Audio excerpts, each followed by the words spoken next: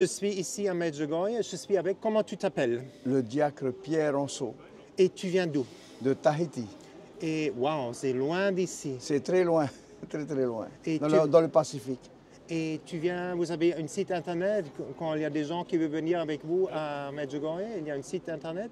En fin de compte, enfin, le site, j'ai pas de site. C'est De quelle site. église il faut aller si on veut venir avec vous? Le diocèse de Papeete. Ouais, super. Le diocèse de Papeete, et donc voilà, je suis connu. Super. Et combien de fois as-tu été ici? Ça va faire 8 fois. 8 fois. 8 fois à Medjugorje. La première fois, je suis venu en 1995. Oui. Et 95. 95. Et pourquoi tu es venu ici? En fin de compte, j'ai entendu Medjugorje à travers d'un confrère, enfin d'un diacre, Oui. qui a parlé de Medjugorje, je ne connaissais pas. Et le fait d'entendre Medjugorje, ça m'a donné envie de venir à Medjugorje. Donc, quand je suis venu ici, j'ai été tellement touché par la paix, cette paix qui règne ici même à Medjugorje. Oui. Et j'étais saisi à travers les messages qui sont donnés. Oui. Et j'étais très interpellé. Et c'est pour ça que, à partir de là, je me suis dit, un jour, je vais organiser pèlerinage pour envoyer les gens à Medjugorje. Et je suis aujourd'hui, j'ai fait ma première organisation de pèlerinage en 2013. 2013, 2015, 2016 et 2022, 2024 et 2025. Et je suis même organisateur de pèlerinage. Et au niveau de notre diocèse, notre évêque m'a nommé directeur du service diocésain des pèlerinages. Voilà. Et tu as dit que tu es diacre, c'est Je suis diacre. Marié ou pas marié? Marié. Marié. Donc cette année, je vais fêter mes 25 ans de diaconat. J'ai été ordonné le 8 décembre 2000. Waouh, incroyable. Et qu'est-ce que c'est la beauté de cette vocation d'être diacre? Tu peux expliquer aux gens, peut-être quelqu'un veut devenir diacre catholique? La beauté, c'est d'abord le service de la charité, le service de la table, le service de la prédication de la parole de Dieu, qui m'apporte énormément parce que j'adore la parole de Dieu. Je suis même moi prédicateur dans les retraites. J'anime des retraites de couple, de famille. Je pars en mission dans les îles en Polynésie pour annoncer la bonne nouvelle. Et donc ça m'apporte énormément et la joie du diacre. Voilà. Donc. Et maintenant tu es marié. Les gens, ils cherchent un beau mariage. Oui. Comment on peut avoir un beau mariage catholique, stable, à long terme? Ça tombe bien parce que je suis aussi dans la préparation de mariage. Et donc, il faut déjà être quelqu'un qui s'engage, quelqu'un qui s'engage dans la vérité. Tenir aussi son engagement parce que ce n'est pas aussi évident. L'homme et la femme, chacun est différent, donc accepter l'autre, accepter dans sa différence, l'autre différent. Et donc, et cet amour, il faut que chaque jour, comme je l'ai dit tout à l'heure, chaque jour, ça doit être toujours une première fois. Voilà, c'est ça qui est important. Et prendre du temps ensemble parce que vu un peu actuellement ce qu'on vit, parfois on dit on n'a pas le temps. On n'a pas le temps, même on n'a plus le temps d'être ensemble en couple ou en famille. Donc on cherche toujours des excuses. Ah, j'ai pas le temps, j'ai telle chose à faire, le travail. Mais c'est important, je dis souvent en couple, prenez du temps. Prenez du temps ensemble pour fortifier votre vie de couple. C'est ça l'essentiel. Oui. Et tu as vu que les meilleurs couples, ce sont vraiment des amis? Oui. J'ai beaucoup d'amis, j'ai beaucoup de personnes aussi que je ne connais pas, que je partage avec eux, mais mon expérience de vie de couple, parce que pareillement, cette année, je vais fêter mes 45 ans de mariage. Et quel est le secret de ton mariage? 45 ans, congratulations. Le secret, c'est... C'est ton meilleur ami, ta femme? Ma femme, c'est mon meilleur ami, mon meilleur confident. C'est tout. c'est celle qui est à côté de moi, qui m'aide aussi dans ma vocation de diacre, qui me rappelle aussi, parfois, ben, il y a des choses que je ne dois pas faire. Et c'est là le plus compliqué, parce qu'il faut accepter que la femme te dit aussi tes défauts, voilà. Mais j'ai compris que si elle me dit telle chose, c'est pour mon bien, c'est jamais pour voilà, c'est ça qui est important. Exactement, c'est l'aide, c'est écrit Voilà. dans la Bible, la femme est l'aide à l'homme, non? C'est ça. Et qu'est-ce que c'est maintenant? Combien de fois tu es venu ici maintenant? 8 fois. Et qu'est-ce que c'est Medjugorje pour toi? À Medjugorje, c'est un ensemble, c'est un enrichissement, surtout pour moi personnel, dans ma vocation d'époux et de diacre. Ici, quand je viens ici, ça m'enrichit. C'est pour ça que je disais que quand on vient à Medjugorje, on doit, comme si on vient pour la première fois. Pour la première fois, pour vivre vraiment Medjugorje. Parce que parfois, si on vient plusieurs fois et on a tendance, c'est déjà vu, j'ai déjà vu, j'ai déjà vu. Mais en fin de compte, non. Il faut venir découvrir Medjugorje comme si c'est la première fois que je suis venu ici. Et donc, et ça m'enrichit énormément, de plus en plus à l'intérieur de moi-même. Et qu'est-ce que ça te fait à l'intérieur? Ben, une joie et en même temps une paix intérieure qui me permet à entrer dans cette relation avec le Christ par Marie, parce que Marie me montre le chemin. C'est pour notre confrère, consoeur protestant, elle seulement guide à Jésus, non? Oui, en fin de compte, elle nous dirige. L'essentiel, c'est son Fils. Donc il nous envoie vers son Fils. Voilà. Et qu'est-ce que tu dis aux gens? Tu guides tes groupes, ils viennent la première fois, ils ont peur de se confesser. Oui. Et qu'est-ce que c'est la confession? Pourquoi c'est tellement bon? Il ne faut pas avoir peur de la confession. Ben, par la confession, c'est ça qui est un peu difficile pour certains de ne pas comprendre, parce que parfois on a du mal à aller vers le prêtre pour dire ses péchés, et bien souvent on se dit c'est toujours la même chose que je vais dire au prêtre. Mais non, en fin de compte, la confession, c'est le lieu de la miséricorde, c'est le lieu où on reçoit l'amour de Dieu. Et là, il ne faut pas avoir peur. Les démons viennent nous dire, tu crois que le Seigneur va te pardonner tes péchés, le même péché, tout ça. Et donc, non, il ne faut pas hésiter. Le démon nous met dans le doute. Et il ne faut pas douter un instant de l'amour infini de Dieu. Et la confession, c'est le lieu de la miséricorde de Dieu. Et donc, allez à la confession. Mais beaucoup de gens, ils pensent que Dieu, le Père, c'est un vieux homme avec une barbe blanche qui est énervé, qu'on fait une faute, il est heureux de nous mettre dans l'enfer. Ah, ben non. Comment il est de vérité? Moi, je dis, c'est vrai, nous les plus anciens, à l'époque, nos parents, nos catéchistes disent, attention, Dieu va te punir. Et tout. Non, c'est une fausse interprétation de Dieu. Dieu est amour, il est miséricorde, il pardonne tout. Et quand il pardonne, il oublie tes bêtises, tout ça. Donc voilà, voilà, c'est l'image que j'ai de Dieu. Il nous aime tout tel que nous sommes. Même ceux qui ne croient pas, il a un amour infini pour tous les hommes, toutes les femmes ici sur terre. Voilà, c'est un amour infini. Et les gens ne comprennent plus qu'est-ce que c'est l'Eucharistie. Après, nous sommes dans l'état de grâce, quand on a tourné à la confession, et après on peut recevoir l'Eucharistie, la Sainte Communion. Oui. Les gens ne comprennent plus qu'est-ce que c'est. Tu peux l'expliquer? L'Eucharistie, c'est comment dire, c'est le lieu du sacrifice, c'est le rappel. Le rappel, c'est le fruit du sacrifice de Jésus. Et donc, dans l'Eucharistie, c'est là qu'on entre dans la communion de Dieu. Dieu, on reçoit la plénitude de l'amour dans l'Eucharistie. Voilà, pour moi, l'Eucharistie, c'est important. C'est important de pouvoir se donner, où Jésus se donne à nous dans l'Eucharistie. C'est le sacrement de l'amour. Voilà, donc c'est une grande plénitude qu'on reçoit dans l'Eucharistie. C'est Jésus en vérité. Donc c'est Jésus en vérité.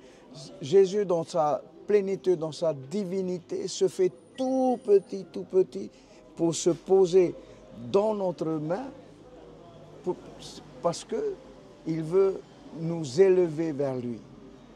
Il se fait tout petit pour nous rejoindre dans notre humanité, pour que nous puissions nous élever vers lui et vers le Père. Et je vois que tu as une relation personnelle avec le Christ. Oui. Comment on peut avoir cette relation personnelle? Qu'est-ce qu'on doit faire? Beaucoup de gens cherchent ça, cette paix, cette joie que tu as. Je pense que la relation personnelle avec Dieu, avec le Christ, c'est d'abord accueillir Dieu, accueillir le Christ en soi-même, ouvrir son cœur tout simplement, faire abstraction de tout ce qui peut nous empêcher avec lui. Et donc il y a plein de moyens, entrer dans la prière, peut-être même si on n'est pas quelqu'un qui est priant, mais simplement rester dans le silence, de fermer les yeux, de contempler la nature, la beauté. Les oiseaux, là. Les oiseaux, le chant, d'être dans le calme, dans la paix. Hein. Et ça, on peut sentir la présence de Dieu. De Dieu. Dans sa parole également, on peut prendre un verset de la Bible, tout ça. Mais voilà, donc chacun pourrait avoir une relation personnelle avec Dieu. Et Notre-Dame, elle parle ici pas d'une catastrophe, elle parle qu'on va entrer dans le temps de l'Esprit Saint. Ouais. Et comment on peut avoir l'Esprit Saint en nous et être guidé par l'Esprit Saint? Je pense que d'abord, il y a cette relation personnelle avec Dieu, Oui. tout d'abord, qui lui nous donne le don de l'Esprit Saint dans Oui. cette relation. On est envahi parce que c'est la promesse que Dieu a fait avant de monter vers le Père. Il nous enverrait l'Esprit Saint, le Paraclet, celui qui sera l'avocat, celui qui va nous rappeler de tout ce que Jésus a dit. Donc c'est à Pentecôte. Et en fin de compte, déjà par le baptême, nous avons reçu l'Esprit Saint par le baptême. Par la confirmation également, nous avons reçu la plénitude de l'Esprit Saint. L'Esprit Saint, il est en nous. Nous sommes dans ce temps de l'Esprit Saint, qu'on dit le temps de l'Église. L'Esprit Saint, il est là. On n'a pas à chercher à compliquer les choses. Il suffit simplement d'ouvrir son cœur, d'ouvrir les bras, les mains vers le ciel et le Seigneur nous donne l'Esprit Saint. Parce qu'il est là en nous. Nous sommes le temple de l'Esprit. Il faut prendre conscience que en nous, nous sommes le temple de l'Esprit Saint. Il habite en chacun d'entre nous. Il n'y a pas à compliquer les choses. Il est là. Il suffit simplement d'ouvrir son cœur à Dieu. Et l'Esprit Saint vient à nous. Et tu as fait l'expérience, si tu vis avec l'intention, ta volonté soit faite dans ma vie, comme on dit dans notre Père. Oui, notre Père. Avec cette intention que la volonté de Dieu divine se fait dans ma vie, Ouais. que tu plus calme, en choix, les choses se mettent en Oui. place, même dans les difficultés. Même dans les difficultés. Ouais. Je suis quelqu'un à l'époque très dur. Voilà, je vis un peu dans le monde et tout comme ça. Et le fait que j'ai rencontré le Christ dans une retraite où j'ai vécu, tout a changé dans ma vie. Qu'est-ce qui se passait? Eh ben, j'ai arrêté de boire, j'ai arrêté de dire des grossièretés, tout ça. Donc, j'étais habité de l'amour de Dieu. Et donc, j'ai dû m'engager vraiment à suivre le Christ. De plus en plus, j'entrais dans cette relation, la paix était... Cette paix de Dieu habitait en moi de plus en plus. C'est vrai que cela n'a pas fait du jour au lendemain, petit à petit, dans cette relation. Chemin après chemin, dans cette relation profonde, et petit à petit, voilà, il peut y avoir des personnes qui me disent du mal autour de moi, je fais abstraction. J'arrive à faire abstraction. J'arrive à aller vers ces personnes-là, à les saluer et tout ça, même si je sais que ces personnes m'ont fait beaucoup de mal. Mais j'arrive à aller vers eux, de dire bonjour, voilà. Et c'est eux qui sont le plus gênés. Voyez. Donc c'est vrai que quand tu es en Dieu, ben, la paix est en toi. Incroyable.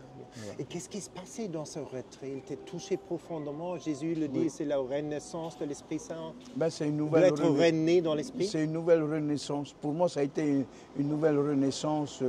Même si je suis né dans une famille très chrétienne, mais là, quand j'ai vécu cette expérience, c'est véritablement une renaissance.